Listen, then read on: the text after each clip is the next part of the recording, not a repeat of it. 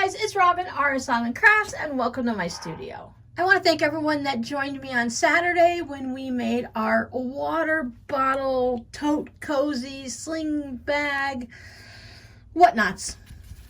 I did mine in patriotic USA red, white, and blue, flags, and kind of like 4th of July presents and stuff. And for everyone that hung out afterwards for the live sale. I know I had a blast, and so many of you have sent me messages stating that you enjoyed it also. We will definitely be doing that again. I know I have a few crocheted items. I love making crocheted stuffies. I haven't made any in quite a while, but I used to make them like nonstop, and I'd get a big supply of them and fill up like a Rubbermaid tub. And whenever my kids needed a gift for their friends, or someone who's having a bad day, something for a teacher, birthday parties, or whatever, because you parents, you know, a lot of last minutes, oh, by the way, I'm having a birthday party tomorrow. I got invited to one, or we're having one in class, or at the neighborhood tomorrow. It's always like tomorrow. Everything's tomorrow. School projects, birthday parties, whatever. So I always had a nice supply of handmade items for boys and girls that the kids could just give. And their friends loved the crocheted amigurumi toys. And amigurumi is just Japanese, meaning you crocheted it in a circle or something in a spiral. I'm not 100% sure exactly what it is anymore. Just a basic idea of the toys that are crocheted round and round and round. Or knit, of course, but mostly crochet. But once their friends found out that someone else had gotten a stuffed toy, they started requesting specific animals, so I had to keep a nice little supply up. Robbie was notorious for asking for them for his friends. Mostly he was at that age at that point anyways, middle school and into high school. His siblings were a little older at that point. They'd already had their run of handmade things, makeup bags, tote bags, pillowcases, whatever. But you know how it is. So anyway, whew, here we go, talkie. Anywho, I still have a few left over. I know I have some that I've kept, and I saw them recently when I was looking for the things to put into the sale on Saturday. And I've got to imagine I have like 7 Rubbermaid tubs in my bedroom. I keep the Rubbermaid tubs stacked up at different levels so the cats can climb them like stairs and look out the window and watch the birds and the bunny rabbits in the side yard. It works, right? So one day I'll go through that, give it about a month or so. I don't want to like do something every couple of weeks. I think every 4 to 6 weeks. We'll see what happens. I was thinking in July, I have a lot of Christmas bags and project bags and winter bags. For those of you who've been around since last year, you might remember seeing me make them all. That I would really like to put them in a Christmas and July sale so that you guys can stock up for yourself or for gifts before the holiday season comes. I know many people need to mail super duper early. There are some countries to mail from the US to those countries. It takes 2 to 4 months sometimes for them to receive it. So you really have to mail your holiday gifts early. But thanks to you all, I've cleared out most of it. If anyone is still interested, if you check out Saturday's live sale video, I put it down in the description box what is left. And I also want to thank everyone who just watched the video. I packaged up 17 or 18 packages to go out, but I know there are hundreds and hundreds of you all that listen to it and watch to see what it is. So I really appreciate that. I've been very busy for the last few days just getting everyone's invoices out and packaging things up, so there hasn't been a lot of sewing going on. Some of you know that last week I had some really intense dental work done. I had that done Wednesday afternoon, so I really spent Wednesday evening, Thursday, and Friday just trying to recuperate. This is Monday, and all the swelling's gone down in my mouth, so I'm really feeling more of I had a couple teeth removed, so they were in the back of my mouth and stuff, so it's really kind of affecting the jaw. So I'm having a little bit of, achy jaw and stuff, but that's besides the point. I just didn't get very much done. I am feeling better and I'm improving each day, but apparently it could take 3 to 4 weeks to totally recover from having a tooth pulled. And that's if you don't have like wisdom teeth pulled, so that's totally crazy. I just never realized it would take so long. But obviously, I can still ramble on. So let me show you what I did get done. So we did make the water bottle thing on Saturday.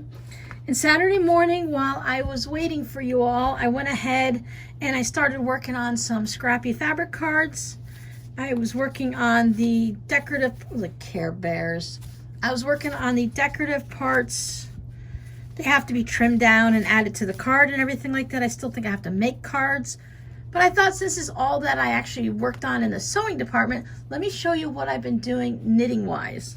Because just because I couldn't sit in the sewing room and sew, I was napping on and off in my chair out in the living room watching, mostly like watching Harry Potter, because it's something I've seen before. So it's okay to fall asleep 15 minutes in and wake up and watch the last 10 minutes of it, because you already know what happened on the part in between that you fell asleep. Have you ever had those movies where you wanted to watch the movie but you fell asleep in it, so you had to keep rewatching it, but every time you rewatched it you fell asleep again? Or is that just me? Could just be me. I tend to doze off. So I pulled out Robbie's socks. I'm in the middle of the heel, so it's going to be a little bit weird. So I'm working back and forth on the heel stitches and increasing those. But this is where you saw it last time. So I was down there. I think I had maybe 3 to 5 rows left to start the heel. I increased for the heel, and now I'm doing the back and forth part that's going to make it. This is called the gusset, where you start increasing like around the ankle area, the top part of your foot, where it's this little part up here on the top of your foot, and then you got to go around the heel. This is the actual physical heel little cup that's going on. So I've got that done, or I've been working on that. And now my sweater is so huge that it's really busting out of this bag. But I'm pretty close, and I don't want to just go and find another bag. I don't know if I have one that's large enough. I really need to make a sweater bag before I start my next one that has cables everywhere. I got this one to a certain point and then I stopped because I'm getting ready to set it up for the cables that are around the upper part, above the chest area, whatever that's called. I can't think of the name of it right now, but it's from the top part of the chest and around the neck and the shoulders and all that part. So that's where I'm at, and I didn't want to try to get the cables going when I'm half asleep or dozing off all the time. I really don't want to mess up when you have like 400 stitches on the needle and you're doing, I think it's 6 or 16 stitches that you're doing in each section, where you repeat certain things all the way around. So this is on hold, but I am very excited because the sleeves are attached. Because if I'm up working on the upper chest area, then I'm past the under armpit and everything like that. So it's very exciting. I had to bring in another ball of yarn. I had you guys all squished up, you couldn't see anything. So let's see what this bag looks like. I see this bag, it's one of those ones like I showed on Saturday with the little snap closure. I really like these for knitting. So it's filled up right up to the bag itself is pretty full. This is a good size bag. So it's got I wear an extra, well, I knit an extra large sweater. I might have even gone up to a 2XL because I wanted something, I wanted a sweater that's baggy. I want to be able to put like a long sleeve t-shirt on underneath it and still have enough room and be comfortable enough to put the sweater on. Now this is a tin can knits pattern. It's their Antler Cardigan and it's from their Pacific Knits book that they have. I bought it on Ravelry. I don't know if the Antler Cardigan itself is free or a paid for pattern, but I know they have several of them that are free. So it teaches you how to start with a basic pattern, and as you go you learn how to do. They have socks and they have hats and they have mittens and the fingerless gloves and they have a pullover sweater. I think this one, cardigan, might actually be one you have to pay for.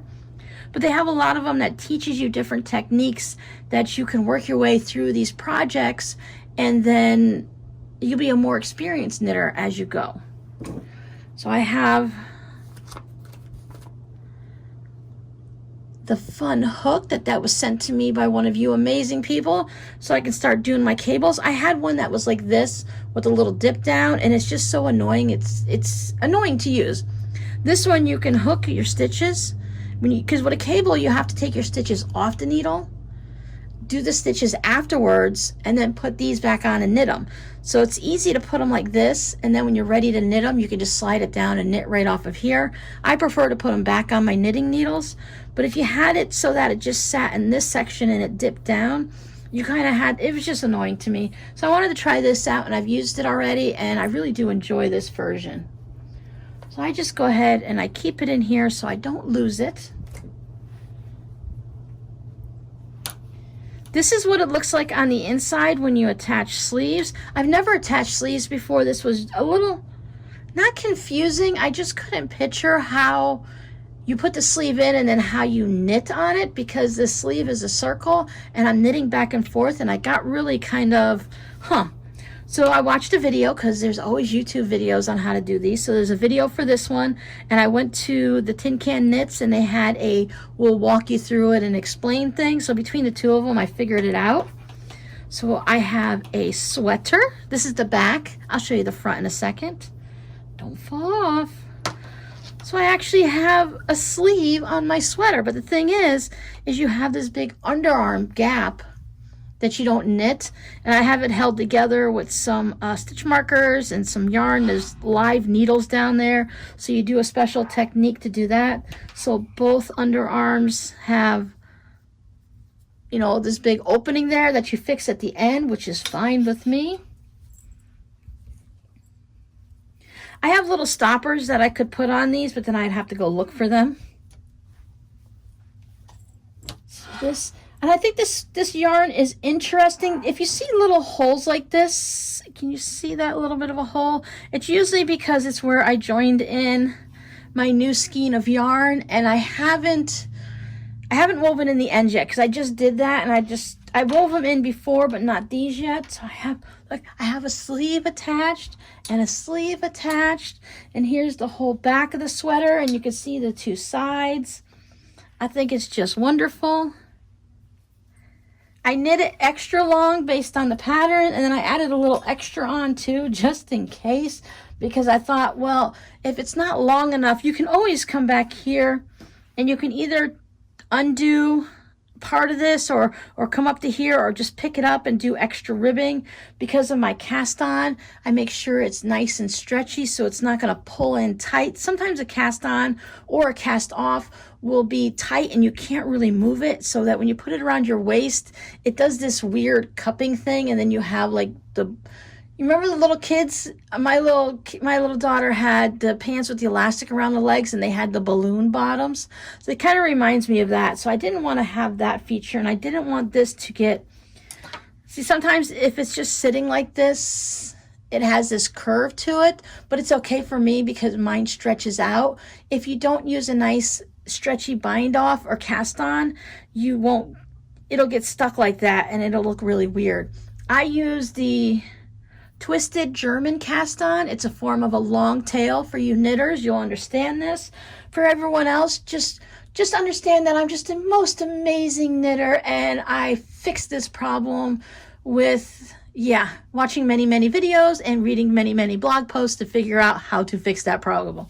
I'm not an amazing knitter. I just know how to follow a pattern, and I know where to look for answers.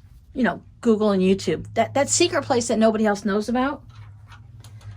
So I am going to be starting the cables on them. I think it's just, I know I'm talking a lot about, here's where I was. The last time I showed you, I think it was like at the beginning of the month. So I managed to do all of that. We'll bring our little quilting into our knitting. So it looks like I did about 7.5, 8 inches. I was really surprised at how quickly I was able to knit the bottom part, because it's a lot of knitting and purling. It's called stockinette stitch, where you knit one way, and then when you go on the back side, you purl it. So the back side kind of looks like this. If you did garter stitch, it would be similar to this, just these little bumps and ridges would be more pronounced. And that's when you just knit. Purling takes... Some people, purling goes a little bit slower for others. And when I first started it out, I did, but I've knit like 22 inches of it. So after a while, you kind of get going faster. I was just surprised between this and Robbie's socks, how much I could do while just sitting there at the end of the day for a couple of hours and knitting and staring at the TV, catching up on YouTube or watching some TV shows. I saw something on Netflix the other night. It was Letters to the King. It's one of those nights. I don't really, I've watched Merlin and all that, and I do enjoy Knights of the Round Table and all those things, which is really strange because I like things like Elementary, and I've been watching Psych again, and Monk, NCIS. I love all of those, but I really do love those Knights of the Round Table things. But I like the ones that have, it's not just like all the fighting and let's go out and do this and let's go out and kill this. This one, the Letters to the King, it had one season. I don't think it's going to have another. If it does, it might be just one of those one season wonders where it solved its problem. They got the letter to the king, so I mean, what else are you going to do? But it was a bunch of younger kids that were on a quest to become a knight, and during this, one of them was really brave, and he did something. They said, don't leave this sanctuary, but someone knocked on the door asking for help, so he actually left. Come to find out, this one was magical and that one wasn't, but they thought it was. But it was just really fun. It was like almost like a coming of age thing, but way back when, in the night's time, and then the nighttime. Yeah, that's funny, Robin. Way back when there were knights and horses and Merlin and all that stuff.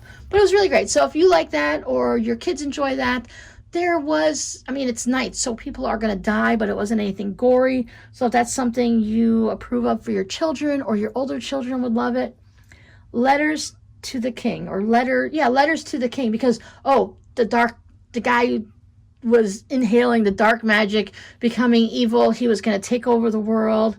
So basically Charmed, but with knights in it. Yeah, that's how it is. I would put my arms in the sleeves and wave them all around at you guys and say goodbye, but I would be afraid that I would knock stitches off or tear stitches or something like that. So I'm not going to do that. I'm just going to pick my little arms up and wave to you and give you the code word of my green shirt that keeps popping in. So our code word today is green, because that's got nothing to do with anything else. You could never guess it unless you saw my shirt. So thanks for hanging out with me. Thank you for all of your lovely messages and your comments, for hanging out with me on the live stream. For those of you that have been checking in on me, that knew that I'd had some dental work to make sure I was okay and see if I was feeling better. Huge thank you to my patrons for putting up with me. Welcome to all of our new subscribers. We have a few new ones that keep coming in every day. Now, some of them are just going to come in and check out the tutorials and run, and other of you guys are becoming part of the community, and I really appreciate it. And you know what I love the best is on Saturday's live stream when we were doing the water bottle cozy. Yes, you all were listening to me. I was going on and on in the background, but you guys were having so much fun chatting in the chat, and that's what I wanted. I got scared for a second. I thought that was this. Anyway, so you guys, woo, squirrel. I love when you guys chat in the chat among yourselves. I just kind of look up every now and then, make sure everyone's okay. Did anyone need me? Nope. You guys are going to talk sewing machines. You guys are going to talk personal stuff. You're going to talk gardens. Y'all just had a good time. So while May does have 5 Saturdays, I only go live on the 1st and the 3rd Saturday of the month. I put that down in the description box for anyone that is curious or can't remember. So it's going to be a little bit before we go live again in June 5th. I'll have something fun for us to do by then. So thanks for hanging out with me. I'm going to go edit this video. Bye.